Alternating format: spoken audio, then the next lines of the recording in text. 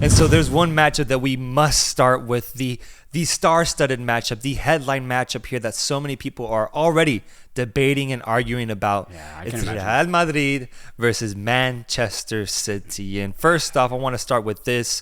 We have a lot of new viewers to this show. The Asian Cup gave us a lot of viewers from a lot of different places in the world, and we just grown a lot in the past year. Last year was the first time that we actually covered the UEFA Champions League. And what's funny is that this same matchup happened 365 days ago, and we covered and predicted what would happen in this match. I want to play the clip of what was said last year so that people can kind of get some context going into the conversation we're about to have about where we stood, and more specifically where you, Soltero, stood on the Real Madrid Manchester City matchup.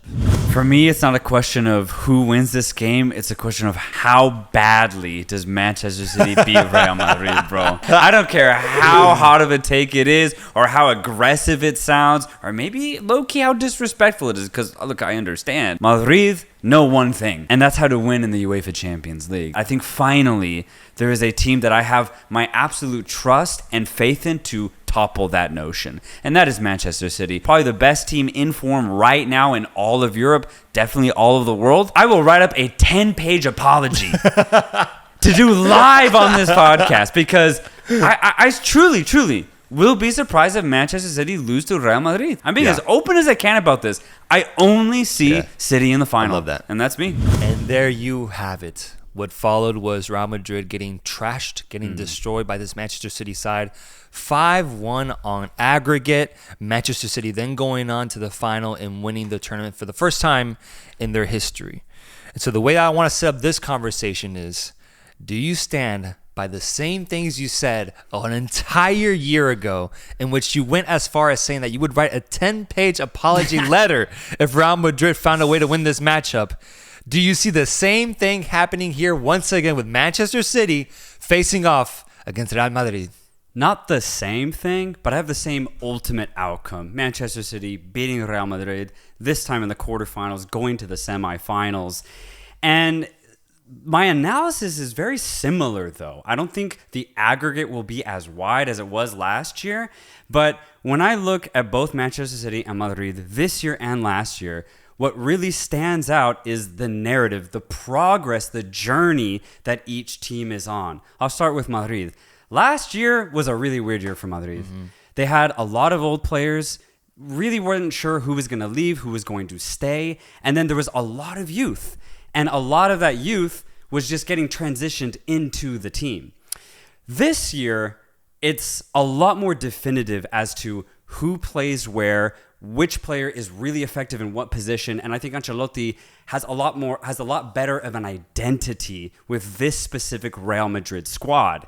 Problem is, I still think they're figuring out all the nooks and crannies of this team. They're very elite. There's a lot of talent in this side. But when you look at their opponent in Manchester City, a team that was fully realized last year, yes, they're not as good this year, but they're still playing peak football. They're still playing at an elite level, vying for a very tight title in England. And when I just look at the two teams and what journey they're on right now, I still think Madrid can be better. I still think it can be a lot better. Whereas Manchester City, they can be better, but the margin to that ceiling is a lot smaller than it is for Madrid. So honestly, full respect to Madrid, because in my opinion, they've improved drastically over the last 12 months. They're about, hopefully, to win the La Liga title this year. So that's great for Real Madrid. But I think right now, still, Manchester City are the better squad, the better team, which is why I have them moving forward in the UEFA Champions League. Yeah, Madrid right now with only 2 losses this season, both of them coming at the hands of your beautiful Atleti side. Manchester City, 4 losses this season, but all happening very early on in the season. I think it's been almost like 3 months since they last saw themselves lose a match. They faced off against top talent in the Prem, top talent in the Champions League, and they've proven themselves time and time again. And I agree, Madrid has really improved to, honestly, a really good point to where it's actually really competitive. This matchup is very competitive going in, whereas, coming off of that defeat last year, I would have thought it would have been difficult for them to recover and reach that Man City type of level, that type of height. Yeah. The one factor I want to talk about when it comes to Madrid, and the biggest difference between last year's Madrid and this year's, is the presence of Jude Bellingham. Yes. What impact does a player like him have on this overall matchup? Because, I mean, bro, he's been one of the best players in world football this entire season. And if anything, he could become the answer. He could become the Lisan Al Gaib to Real Madrid potentially putting off a Champions League victory here. Yeah, and that's why I have this tie being way closer than last year, because of Jude Bellingham. Beyond all the chemistry that they built this season, which has been fantastic, it has been Jude Bellingham as to why Madrid have been so ruthless in front of goal. When he joins Vinicius and Rodrigo in the box, anything can happen, truly. At least once in the game, Bellingham will get in the box and he will create a chance either for himself or for his teammates, and he's able to do it against anybody. He's ridiculously good on the ball. His ball manipulation is one of the best in the world, and you pair that alongside a very informed Vinicius Jr., who's been fantastic for Real Madrid for the last 2 years. Madrid will cause Manchester City problems. A City team that honestly has been leaking, by their standards, a decent amount of goals this season. So I think Madrid honestly can back themselves to keep this game tight, to attack Manchester City with a lot of confidence. And then, of course, you still have other really informed players like Federico Valverde. I think Rodrigo's been in very good form as well. And then, of course, you still have veterans like Toni Kroos dominating the midfield as well. So I think this game is going to be very, very tight. But they're playing Manchester City, bro. And let's just go in. I'm going to go right into it right now. I still think Manchester City is top 2 team in the world right now, even though they're not as good as they were last year. And I'm going to look at the game that they played a couple weeks ago against Liverpool. They were second best, definitively second best. They still somehow, with a little bit of luck, did not lose the game. That was over 90 minutes. Madrid had to face that over 180 minutes. Mm-hmm. This team definitely has its weaknesses, way more so than last year. Jack Grealish is not in form whatsoever. They've had to replace that with Jeremy Doku. I still think Doku hasn't really found himself in this Manchester City team fully, not the way that Jack Grealish did when he was in his prime last year. Haaland's been maybe not as involved. De Bruyne has been injured, but you have, the inclusion of Phil Foden, who's just gone off this season. But I think more so, again, I go back to that progress idea. Pep has this team drilled. Yeah. More so than anything else, Manchester City know exactly where to be on the pitch against anybody. And over a course of 2 legs, I have to back that. They're still playing at an elite level, even though they're, quote-unquote, worse this season. And I just think it takes a lot to beat Manchester City. Madrid have the qualities, but I just don't know over 2 legs. Yeah, over 2 legs, that really does seem like quite the feat there. Yeah. Even on the tactical sense, I do think Pep Guardiola has that edge over Carlo Ancelotti when it comes to adjusting, adapting. Over 180 minutes, it's going to take damn near a perfect performance for Real Madrid to pull off a victory like that. And ultimately, man, I don't see it happening. I'll be joining you right there. I will be on Manchester City's side throughout this entire matchup because I'm with you. I'm actually feeling fairly confident in that this Manchester City side will be able to take upon themselves the responsibility of bringing down such a historic team in the Champions League in back-to-back years. If there's one team that can do it, bro, it's this Man City dynasty led by one of the greatest, if not the greatest coach of all time. And they've actually had the luck as well this entire season of not having to deal with a lot of injuries. Yeah. Whereas that has been a narrative for Real Madrid. Vinny was out for the first half of the year. Thibaut Courtois might come back into this matchup. We don't know yet, depending on his health. And then you have Eder Militao, who's also been out as well, potentially coming back into this matchup. David Alaba has been ruled out for the rest of the season with an injury. Chouameni's playing center back. He's playing center back, man. Nacho's having to step into that center back position, which he is good. He is formidable in, but he's not the ideal candidate for that position. Over 180 minutes against this Manchester City side, I don't see it happening, man. I just don't. And for that reason, I ask you this question.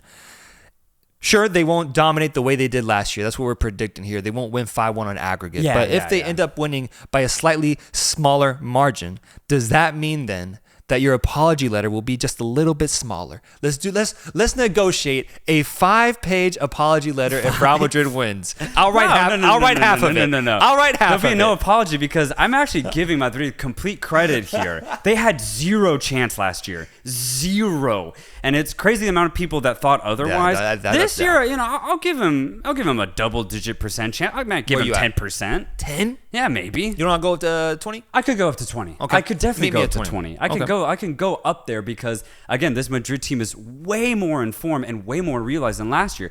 I just think that they can be a lot better. And Manchester City's, which is, they're at their peak, slightly less than. But you know what would be crazy? When Real Madrid do lose to Manchester City, that's going to be back to back. Yeah. I didn't even think about that. Yeah. Like The back to implications. back, biggest team in Europe over the last 10 years, losing to the same team.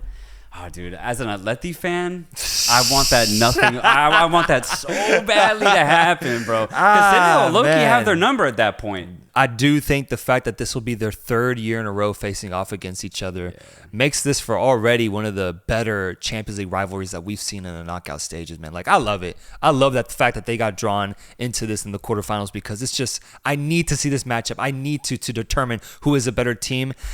I also do believe that whoever wins this matchup will go on to win the trophy. No disrespect to Atleti, but I do believe that the winner will come out of this matchup 100%. Real Madrid beats Man City, bro. Imagine the momentum that gives them. Imagine the confidence. Everyone else will not be able to live up to the competitive level of Manchester City. And if Manchester City wins this matchup, then you're just taking down the one team that I think is posing the biggest threat throughout this entire tournament. There's still Bayern Munich, there's Arsenal, but I just think in recent years they haven't been at the same level as Manchester City or Real Madrid. So I think the implications of this matchup is absolutely huge, as well as the cultural implications, which you pointed out of, man, what does it say about Real Madrid if they end up losing back-to-back years to Manchester City? Yeah, and City have a crazy narrative too, because if they can down Madrid back-to-back, then they'll low-key be having the same narrative going on in England, trying to win for the first time ever in Premier League history a fourth title against pretty much the same rivals, Liverpool and Arsenal. So, good Lord, City has like a trail of fire right now that they're trying to blaze through. It's kind of crazy. Does when I look at this Manchester City 11, I try to go through it and predict who would start. There's only two positions that I'm curious as to who would start. Obviously, up top you have Erling Haaland, and then behind him you have De Bruyne, you have Bernardo Silva, Phil Foden. Those three for sure. But that left wing position, will it be Grealish? Or will it be Jeremy Doku? Or is there someone else, Julian Alvarez, perhaps getting in? Yeah, I see Doku or Alvarez. Alvarez low-key lately has been coming off the bench. I think Pep will start Doku. But yeah, I just don't see Grealish starting for sure. Yeah, I just don't, unless over the next 3 weeks he somehow finds his form. But yeah, and then the defensive midfield pivot I do see being Rodri and Stones, and then behind them it's also a question of, right now I have Nathan Ake, Ruben Diaz, and Kyle Walker, but does Akanji find a way into the lineup instead? Yeah, that'll be really interesting. Does Pep slightly go with a more ball-oriented player like Gvardiol, or does he go with Akanji, as you said? I think lately, especially all season, this calendar year, he's been going with Akanji, so I think he'll just stick to that. But I mean, he benched Diaz for the Liverpool game. He did. But that had been happening this season. He's been benching Diaz a decent amount. So that didn't really fully surprise me here. But yeah, I bet he'll go with Akanji. Yeah. Unless he really wants to change it up against Madrid. I don't see why he would. Yeah, and for Madrid starting 11, Vinny Jr., Rodrigo up top, Bellingham right behind them, then Kroos and Valverde. I think Tchouaméni will be in a... I assume that he won't be playing at center back position here with Nacho and Rudiger being the center backs. But for me, with Real Madrid, the question is the injuries. Does Eder Militao find a way back into the lineup after going almost the entire year not playing football? Can he just step into a quarterfinal matchup against Manchester City like that? And Thibaut Courtois, how healthy is he? Because he is back in training and he is such a class goalkeeper, but I don't know, mentally getting into the rhythm of the game to get put into a match like that, the stakes are so big. I wonder if Ancelotti will be willing to take the risk of, benching Lunin, who has actually been really solid in his tenure here, for Courtois, who, damn near won the trophy for Real Madrid a couple years ago against Liverpool. Yeah, and I really do wonder if going into this April fixture, if there really is no other center back option other than Rudiger, Tchouaméni, and Nacho, will Ancelotti actually opt to purposefully do Tchouaméni in the center back position and try and open up the midfield and starting Camavinga instead? It's worked, albeit against weaker teams in La Liga, but when it has worked, it's been brilliant. Yeah. Because Camavinga is so good at ball movement and ball distribution, low key, maybe even better than Tchouaméni right now. So I think if Ancelotti wants to play a little bit more fluid of a midfield, he would do it. But is he going to be scared of Manchester City's offensive threat? If he is, then I could see him tightening up the midfield defensively by not playing Camavinga and then also putting Nacho in the center back position. Yeah. I could see that. We're gonna really see how Ancelotti feels in this first leg by the lineup. Yeah. I will say Tchouaméni, I think, has been good. He's been great. He's been good. Like, they haven't lost. So, like, he hasn't been a weak link by that sense. So, I think that's been, honestly, really incredible. A great development for him. We knew he was great defensively, but to showcase himself in this manner, if you're a Real Madrid fan, just yet another player that is so versatile, so good, and so young, that's a great player to have.